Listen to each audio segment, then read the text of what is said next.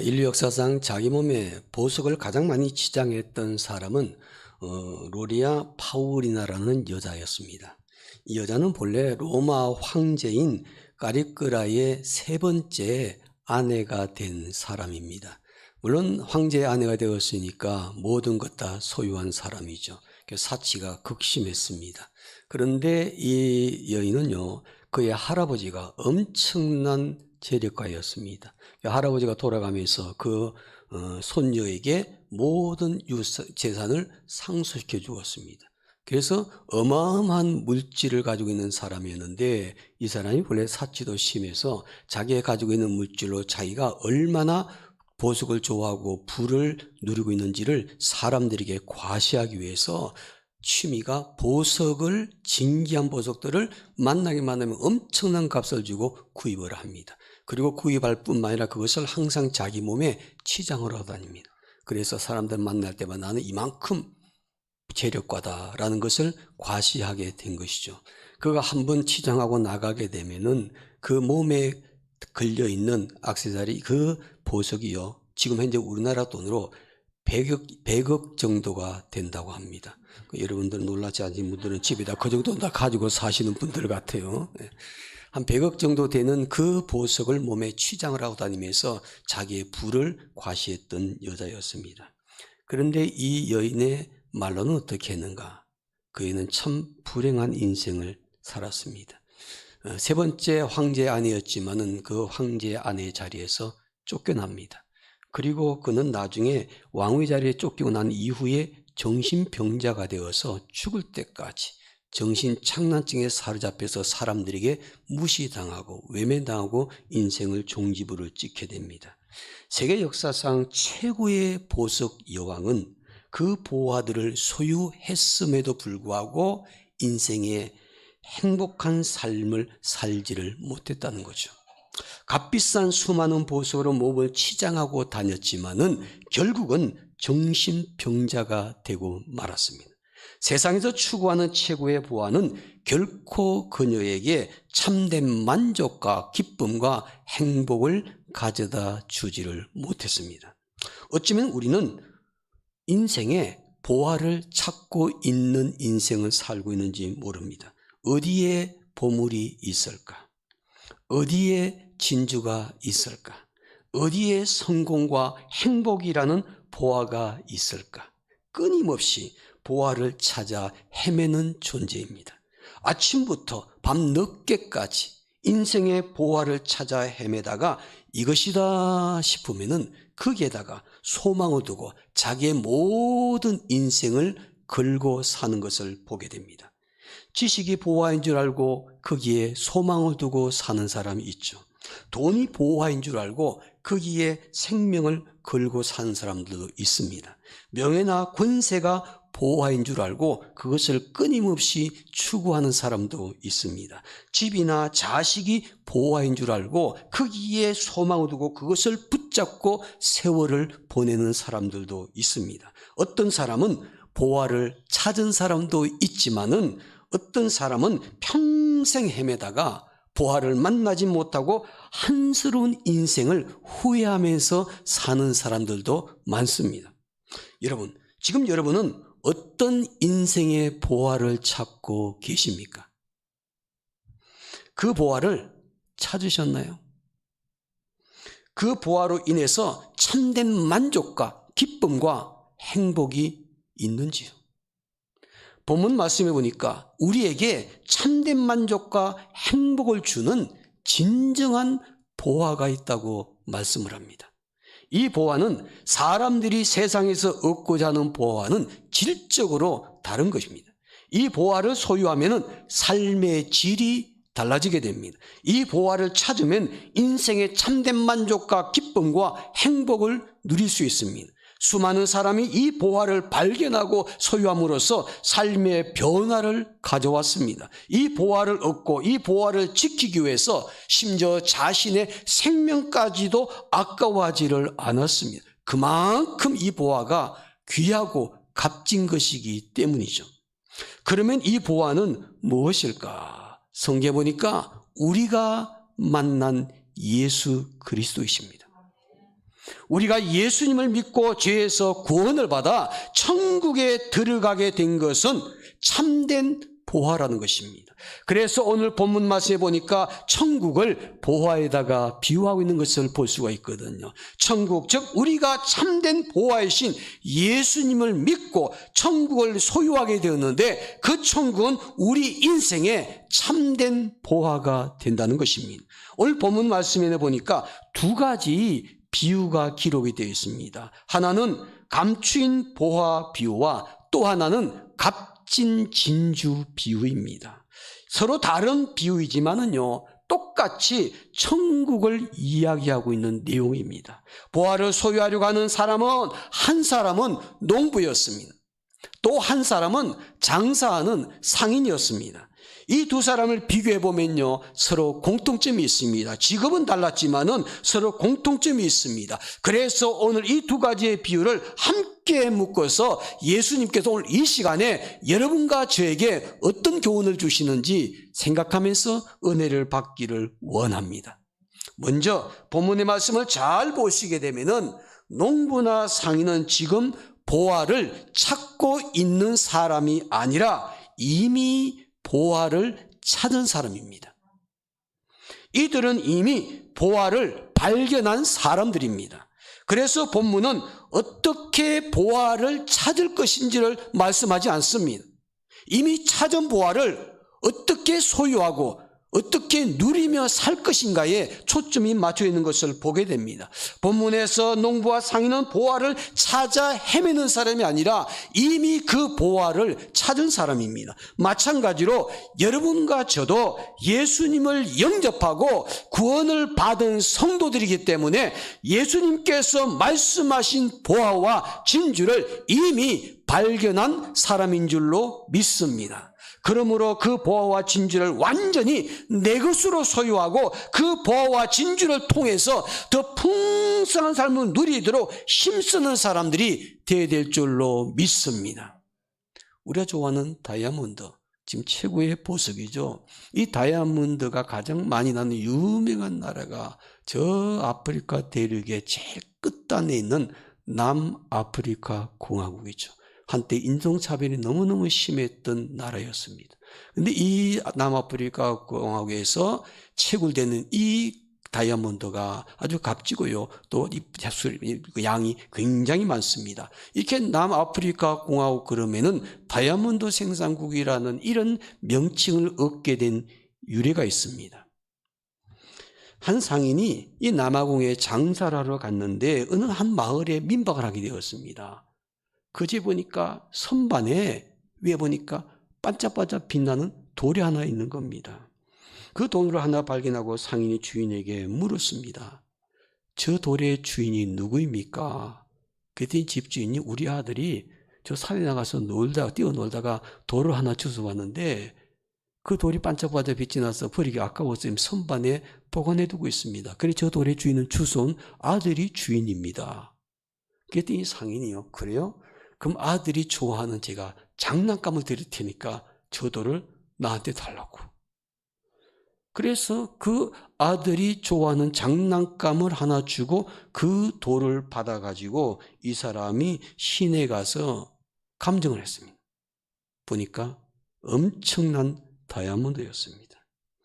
이 다이아몬드를 받고서 너무너무 깜짝 놀랐습니다. 그래서 이 다이아몬드가 값지게 사람들에게 알려지게 되었는데 이것이 소문이 나기 시작하면서 남아공에 다이아몬드 개발하는 광이 불기를 시작을 했습니다.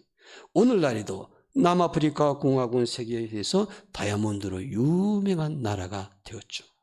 값비싼 보석을 가지고 있음에도 불구하고 그 사람들은요, 그 보화의 진가를 알지 못했습니다.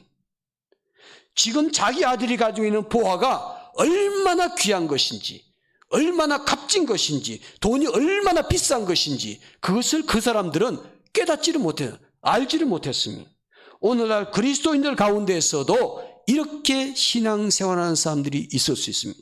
하나님께서 주신 보화가 있는데 그 보화를 깨닫지를 못하고 세상 속에서 보화를 찾으려고 몸부림치고 헤매고 사는 사람들이 너무나 많다는 것입니다. 이미 발견한 보화를 보화로 알고 그것을 누리는 기쁨과 만족과 행복이 있어야 하는데 그런 삶을 살지 못하고 진정한 보화를 자기가 소유했음에도 불구하고 세상 보화를 찾아서 헤매고 다니는 사람들이 많더라는 것입니다.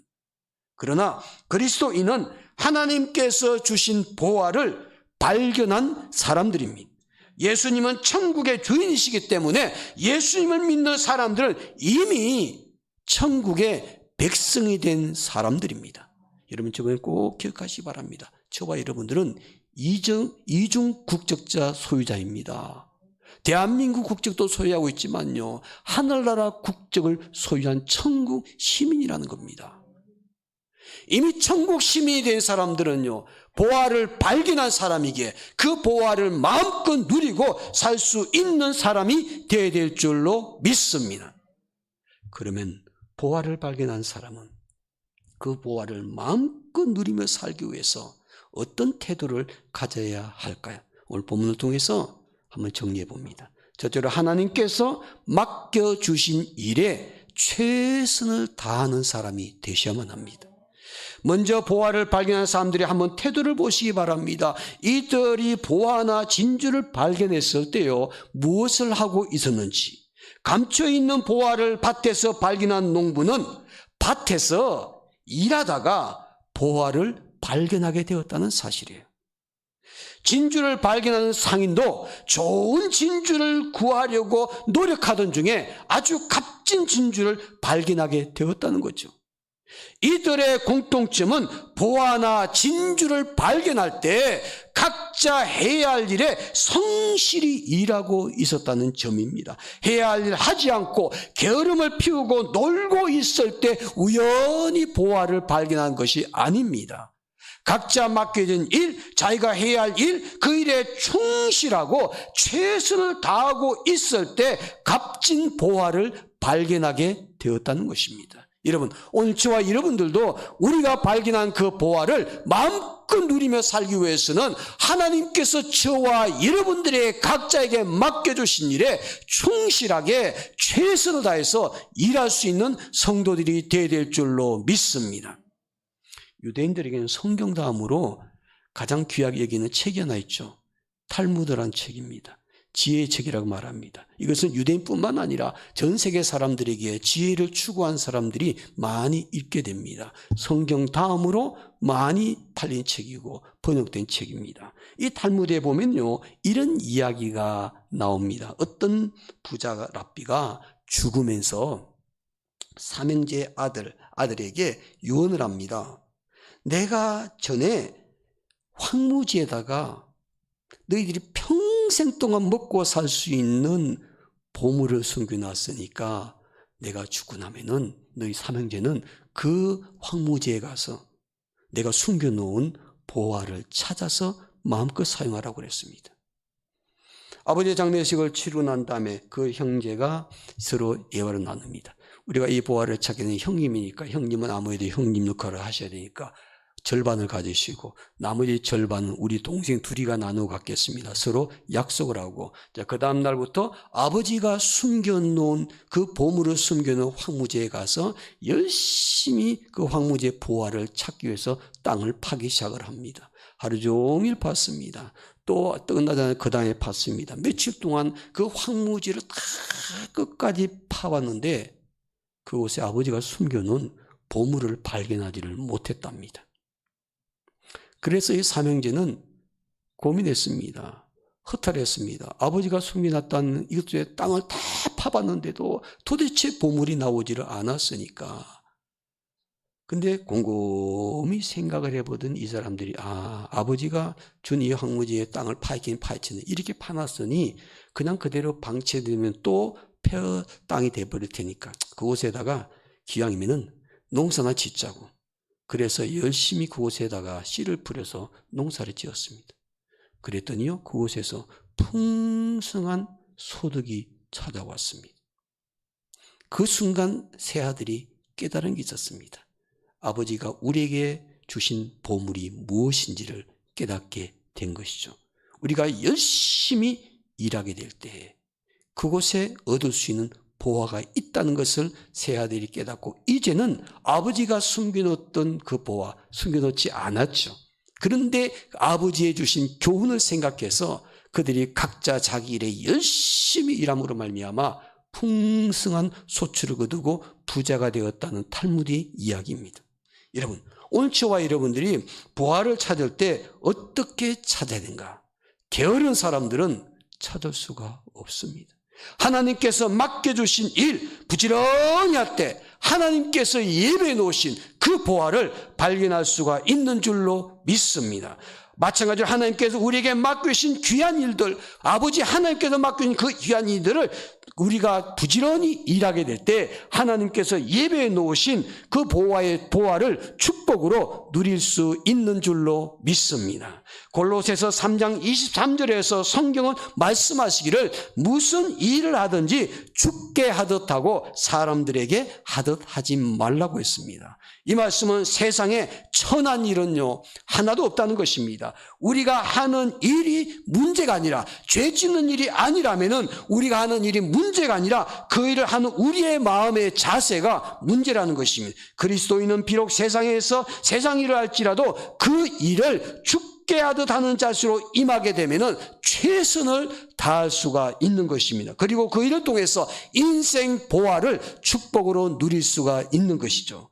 그러므로 무슨 일을 하든지 죽게 하듯 하는 자세를 가지고 최선을 다함으로 말미암아 하나님께서 주시는 인생의 보화를 축복으로 누릴 수 있는 성도들이 되시기를 주님의 이름으로 축원합니다. 둘째로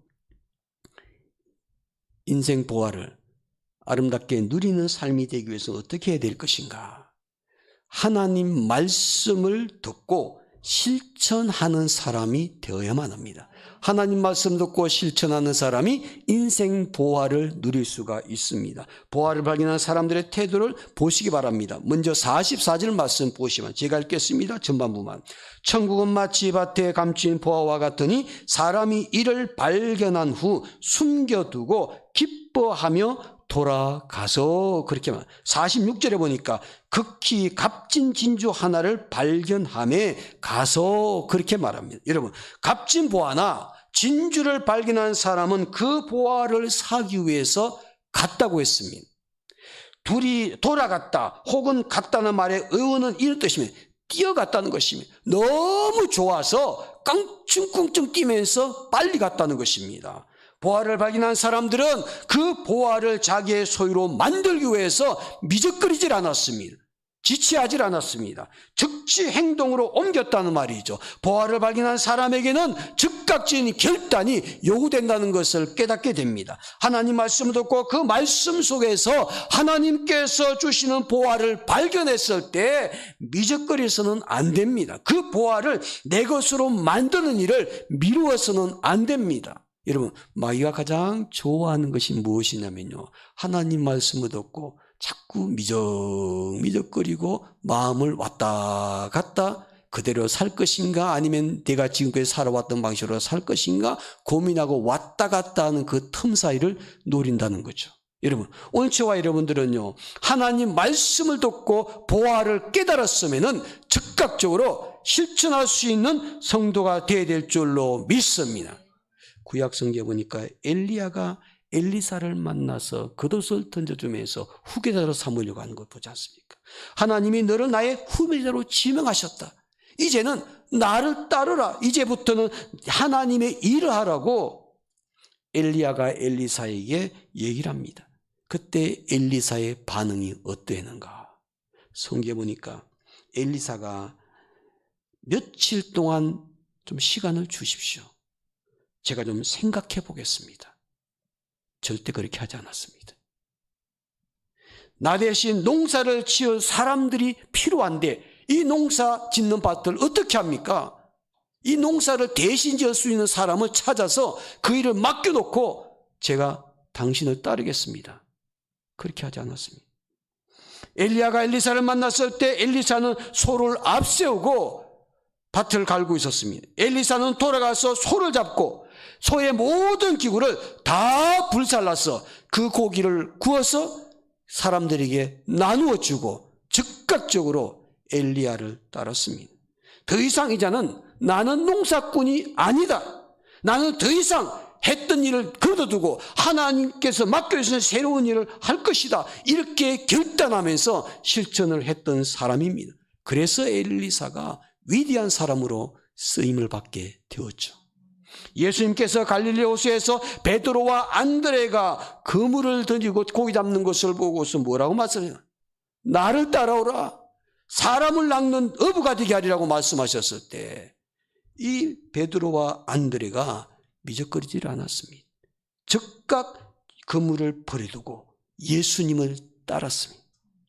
야고보와 요한도 불렀을 때 그들은 곧 배와 아버지를 버려두고 예수님을 적극적으로 따랐습니다.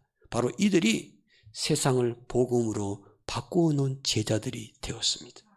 하나님 말씀 듣고 보화를 발견했으면 그 보화를 나의 것으로 만들기 위해서 우리에게 필요한 것은 즉각적인 말씀에 대한 실천입니다. 그래야 하나님께 주신 보화를 축복으로 마음껏 누릴 수 있는 줄로 믿습니다. 하나님께서 축복으로 주시는 보화를 우리가 마음껏 누리며 살려면 어떻게 될 것인가? 첫째는 하나님께서 맡겨주신 일에 최선을 다해서 일하는 사람이 되셔야 되고요. 둘째는 하나님 말씀을 듣고 실천하는 사람이 되셔야만 합니다.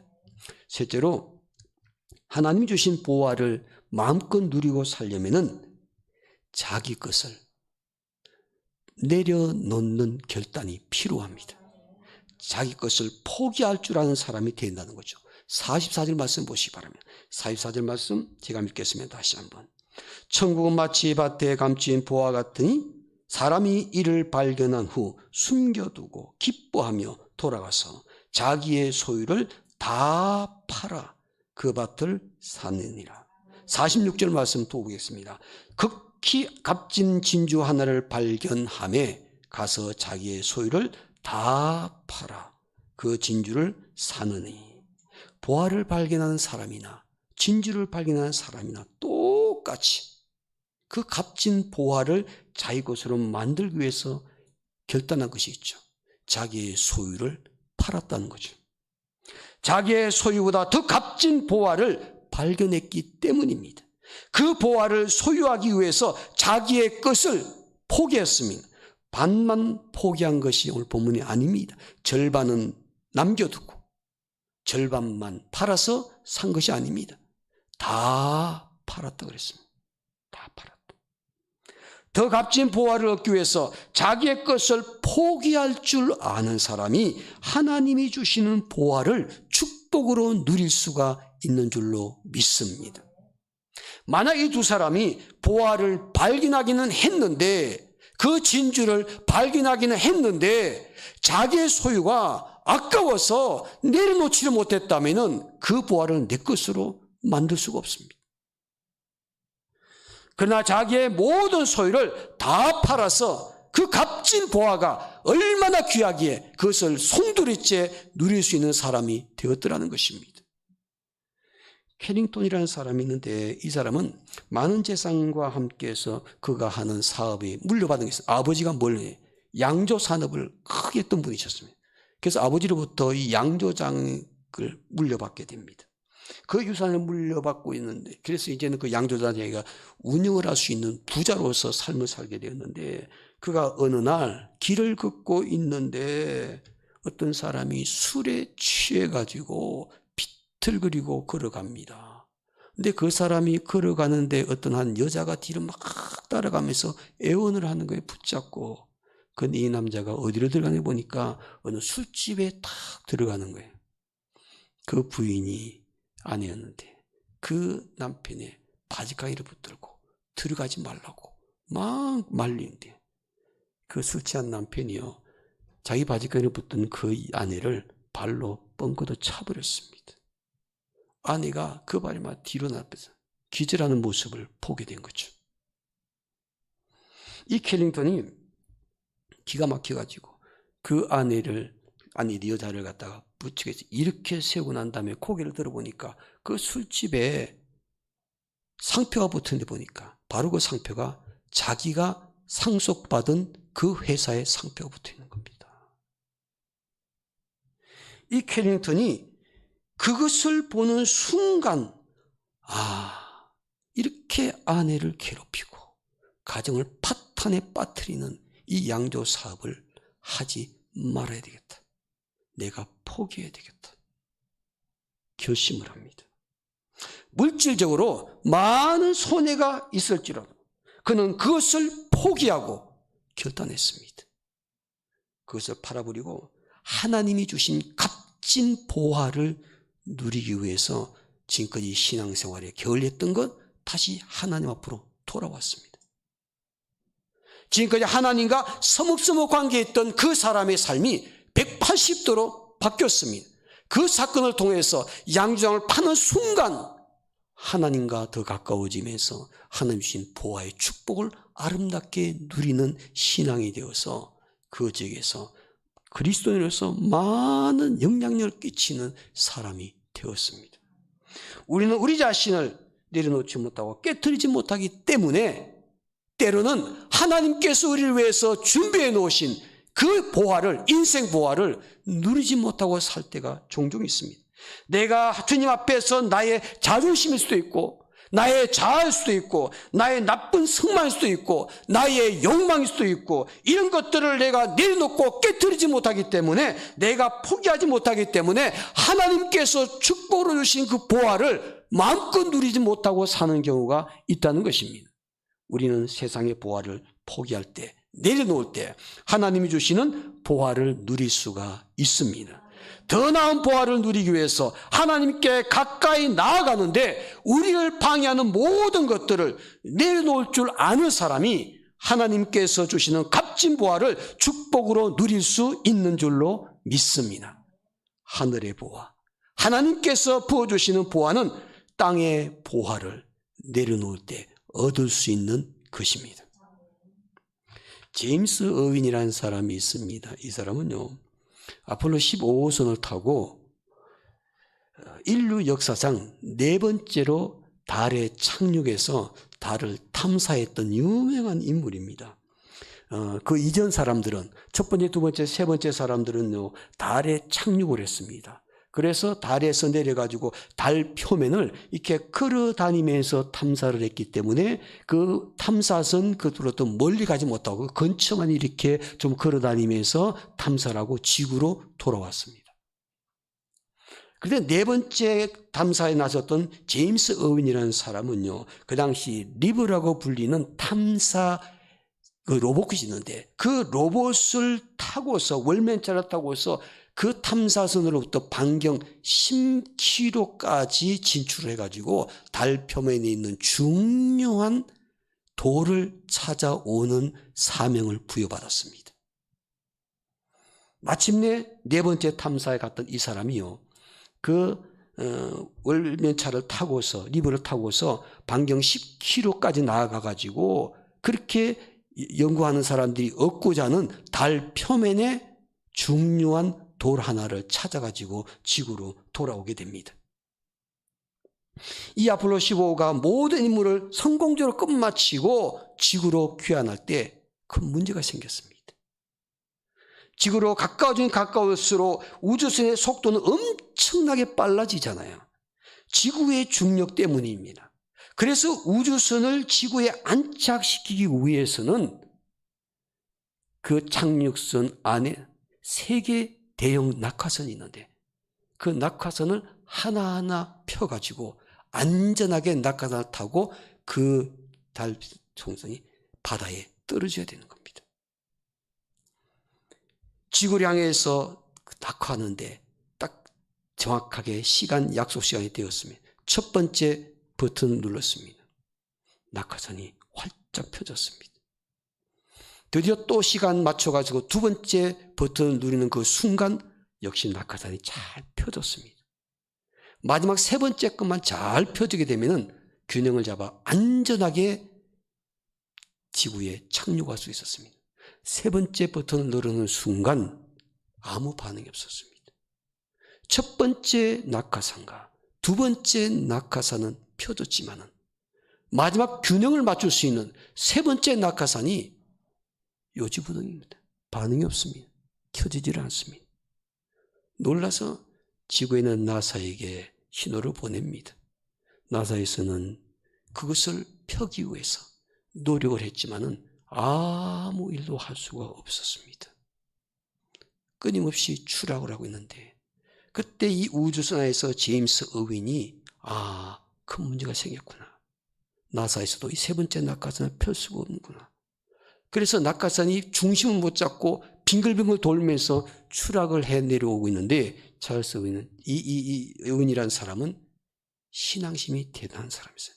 어렸을 때부터 주일학교에서 말씀으로 교육을 받았던 사람입니다. 그 순간 이 어윈이 하나님께 간절히 할 수 있는 일이 아무것도 없었습니다. 그가 우주선에서 기도하는 일밖에 할 일이 없었습니다. 나사에도 힘을 쓸 수 없었고 우주선 안에서도 방법이 없었습니다. 이 제임스 어윈이 하나님께 자기의 인간의 연약함과 무능함을 철저하게 고백하면서 하나님의 도우심을 간절히 구하면서 눈물로 기도합니다. 그 순간 어떤 일이 벌어졌냐면요. 그 추락해 내려오는 그 우주선 아래 갑자기 회오리 바람이 생기더니 회오리 바람이 그 우주선을 감싸면서 균형을 잡아주게 됩니다. 그 우주선이 낙하산 2개만 펴고서 지구에 아무런 사고 없이 안전하게 안착을 했습니다. 그래서 같이 우주선에 나오는 순간 전 세계의 영웅이 되었죠. 그는 우주선에서 자기가 무슨 일을 했는지를 자기는 고백을 합니다. 그 이후로요, 이 제임스 어윈이라는 사람이 하나님의 은혜에 너무 감동이 되어서 그가 우주인이 되고 위대한 일을 했는데 그가 신학교로 갔습니다. 그리고 신학 공부를 하고 목사가 되었습니다. 그는 목회하지 않고 평생 동안 자기가 경험했던 그 사건을 간증하면서 복음 전도자로 전 세계에 사역을 하시는 분이 되셨습니다. 이분이 발견했던 돌, 하얀 돌입니다. 이 돌은요, 훗날 영국의 학자 패드릭 모어라는 사람이 이름을 붙였습니다. 창세기 돌이라. 창세기 돌이라. 그렇게 이름을 붙이게 됩니다. 그토록 중요한 그 돌을 왜 찾아오게 했을까?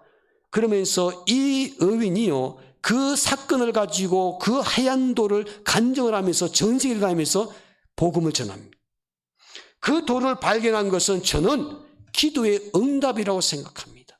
그 머나먼 달에 가서 알 수 없는 그 넓은 데 가서 탐사선을 타고 10km를 벗어나서 다니면서 어떻게 하얀 돌 가져오라는 그 돌을 찾을 수가 있었던가. 그 돌을 찾게 된 것도 하나님의 은혜입니다. 제가 지구로 돌아오다가 실패에 직면했을 때 자연현상에서 이렇게 안전하게 살아서 돌아올 수 있는 것도 하나님의 도우심 때문이었습니다. 그러면 그는 간증을 합니다. 그 돌을 구하기 위해서 그 엄청난 비용과 시간을 우리가 들이면서 내 목숨을 바쳐가면서 그 돌을 찾아왔습니다. 과학자들이 하면 그 돌은 달의 산과 표면의 모든 성질을 정확하게 알 수 있는 표면이기 때문에 너무나 귀하다고 해서 우리는 찾아올 수밖에 없었습니다. 그러나 우리는 인생에서 가장 귀한 돌, 값진 보화, 바로 그것은 예수 그리스도이십니다. 그분이야말로 내 인생의 진정한 의미를 가져다 줄 수 있는 분이기 때문입니다. 저는 달나라에 가서 내 생명 걸고 찾았던 하얀 돌보다 더 위대한 보석은 예수님이십니다. 그 예수님을 저는 전하기 위해서 신학교를 갔고 목사가 되었고 여러분들 앞에 서서 그 예수님을 진정한 인생의 보화라고 전하고 싶습니다. 그는 가는 곳곳마다 그 사건을 가지고 간증을 하며 수많은 사람들을 주님 앞으로 전도한 복음 전도자의 목사가 되었습니다. 사랑하는 성도 여러분, 이번 주간도 하나님의 약속의 말씀 붙잡고 하나님이 부어주시는 보화를 꼭 얻으시기 바랍니다. 땅의 보화들이 아니라 하늘의 보화들을 소유하고 그것을 꼭 누릴 수 있는 그런 삶이 되기를 원합니다.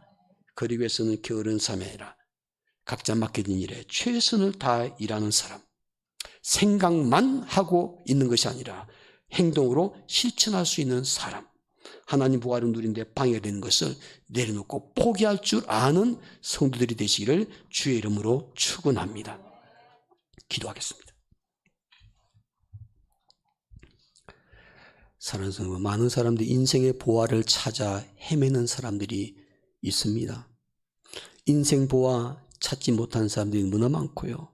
또 자기가 생각했던 인생 보화를 찾았지만은 그 다음에 그 인생 보화를 가지고 정말 참된 만족과 기쁨과 행복을 누리고 사는 사람 별로 없습니다.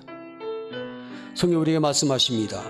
우리가 믿는 예수님, 내 죄를 사하시고 나의 영혼을 구원하시고 천국 시민으로 만들어주신 그 예수님만이 내 인생의 참된 보화라는 것을 우리가 말씀을 통해서 깨닫게 됩니다. 하나님, 우리가 예수님을 꼭 만나서 그 예수님을 나의 참된 인생의 보화를 여기게 하시고 그 보화를 내가 마음껏 누리고 정말 기쁨과 행복을 삶을 누리기 위해서 항상 우리가 맡겨진 일에 최선을 다하는 사람 되기를 원합니다. 말씀에 실천하며 순종한 사람 되기를 원합니다.